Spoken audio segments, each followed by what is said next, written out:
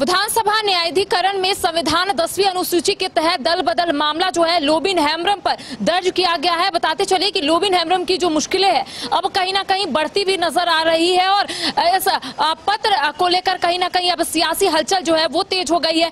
कहा जा रहा है कि झामुमो के जो सुप्रीमो है शिबू सोरेन ने लिखित शिकायत जो है वो दर्ज की गई है और 5 जुलाई को झामुमो के साथ साथ लोबिन हेम्ब्रम को पक्ष रखने को कहा गया है। ज्यादा जानकारी के लिए इस वक्त हमारे साथ हमारे सहयोगी मदन मौजूद है। बातचीत करेंगे कि लोबिन हेम्ब्रम की मुश्किलें जो है अब बढ़ती हुई नजर आ रही है क्योंकि 5 जुलाई को समय दिया गया है झामुमो के तरफ से भी पक्ष रखने का, इसके साथ ही लोबिन हेम्ब्रम के तरफ से भी पक्ष रखने का। क्या कुछ पूरा मामला है? देखिए, लोकसभा चुनाव के दौरान जेएमएम के भी कई विधायक जो हैं वो उनके ही पार्टी के खिलाफ चुनावी मैदान में उतरे थे। कांग्रेस के भी उम्मीदवार के खिलाफ चुनावी मैदान में उतरे थे। 2 नाम काफ़ी सुर्खियों में थे। लोबिन हेम्ब्रम जो कि राजमहल क्षेत्र से निर्दलीय उम्मीदवार बने थे और लोहरदगा से चमरा लिंडा जो हैं उम्मीदवार बने थे। दोनों को पार्टी ने सो कॉज नोटिस भी दिया था और पार्टी से निलंबित भी किया था।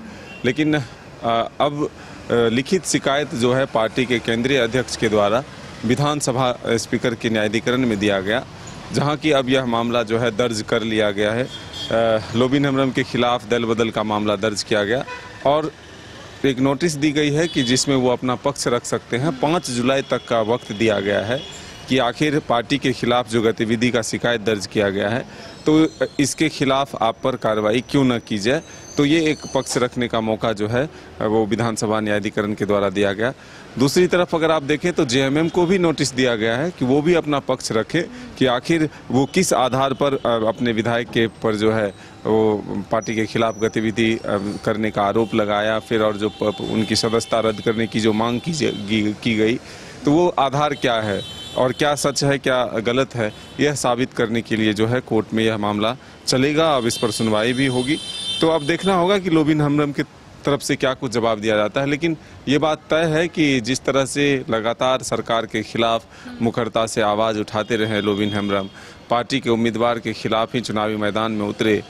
हालांकि जीत हासिल जरूर हुई राजमहल में जेएमएम उम्मीदवार को, लेकिन ज़रूर टेंशन बढ़ाया, धड़कनें उनकी बढ़ गई थी कि निर्दलीय उम्मीदवार के तौर पर अगर लोबिन हेम्ब्रम चुनावी मैदान में हैं और जिस तरह से गतिरोध भी वहाँ शुरू हुए थे, तो अगर एक बड़े मार्जिन से अगर वो वोट ले आते तो फिर जेएमएम के उम्मीदवार की मुसीबत जो है वो बढ़ सकती थी। लेकिन ऐसा संभव नहीं हुआ।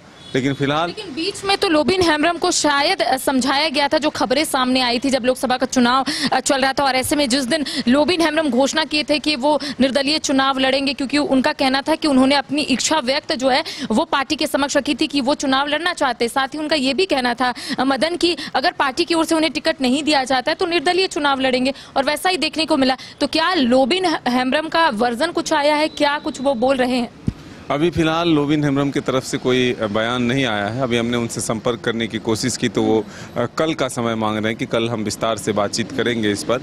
लेकिन फिलहाल ये ज़रूर है कि जब विधानसभा न्यायाधिकरण तक पार्टी के पत्र पहुंचा और उस पर अब संज्ञान लिया गया, मामला दर्ज हो गया, नोटिस जारी हो गए, तो ये ज़रूर है कि अब लोबिन हेम्ब्रम की मुसीबतें जो है वो बढ़ती हुई नज़र आ रही है। दल बदल का जो मामला है वो कहाँ तक चलता है, क्या सच में कोई नेताओं का वर्जन आया है? फिलहाल अभी इस पर किसी का बयान नहीं आया है, लेकिन अब कोशिश है कि इस पर दोनों ही पक्षों से इस पर रिएक्शन लिए जाए ताकि जो यह मामला आया है इस पर क्या उनकी राय है ये जानना जरूरी है। तो देखिए, संविधान में 10वीं अनुसूची के तहत दल बदल का मामला जो है वो लोबिन हेम्ब्रम पर दर्ज किया गया है और इसको लेकर कहीं ना कहीं अब राज्य की सियासी सरगर्मी तेज हो गई है। हालांकि झामुमो की ओर से अब तक इसको लेकर कोई वर्जन सामने नहीं आया है। इसको लेकर आपने सुना कि मदन का कहना है कि वो लोबिन हेम्ब्रम से लगातार कांटेक्ट में थे, लगातार उनसे बातचीत करने की कोशिश कर रहे थे, लेकिन लोबिन हेम्ब्रम ने कहा कि कल वो विस्तार से तमाम चीजों को लेकर अपनी बात को मीडिया के समक्ष रखेंगे। 5 जुलाई को दोनों ही लोग जो है या फिर झारखंड मुक्ति मोर्चा की बात कर लेंगे या फिर लोबिन हेम्ब्रम की बात कर लेंगे, दोनों को ही अपना पक्ष रखने को 5 जुलाई को कहा गया है। अब देखने वाली बात होगी कि दोनों ही की तरफ से क्या कुछ पक्ष रखे जाते हैं। फिलहाल मुझे और सहयोगी राजवल्लभ को दे इजाजत। नमस्कार। नए अनुभव, जोश और उमंग का बेजोड़ संगम है छोटा नागपुर वाटर किंगडम।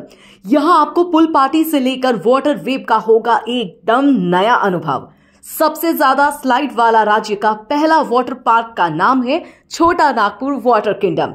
तो परिवार के साथ आए रातो फन कैसल के पास स्थित छोटा Nagpur water kingdom. Amity university का पटना और रांची कैंपस पिछले कई सालों से लगातार शिक्षा के क्षेत्र में अनमैच्ड एक्सीलेंस प्रदान कर रही है।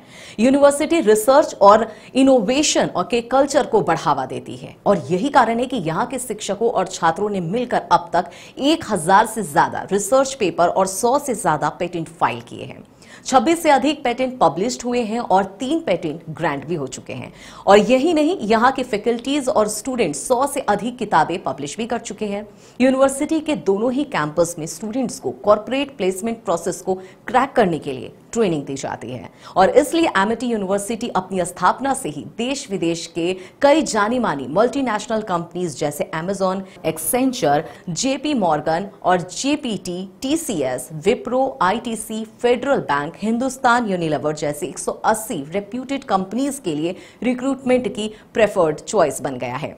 यही वजह है कि आयुष कुमार को जेपीटी कंपनी लिमिटेड में 24 लाख, जान निसार अख्तर को अमेजॉन से 30 लाख और देव नरूला को ह्यूमन होल्डिंग कंपनी लिमिटेड से 44 लाख 50 हजार का पैकेज मिला है। वहीं सुमन गुप्ता को पालो ऑल्टो में मिले 47 लाख के हाईएस्ट पैकेजेस से यूनिवर्सिटी ने बिहार और झारखंड में एक नया रिकॉर्ड कायम किया है।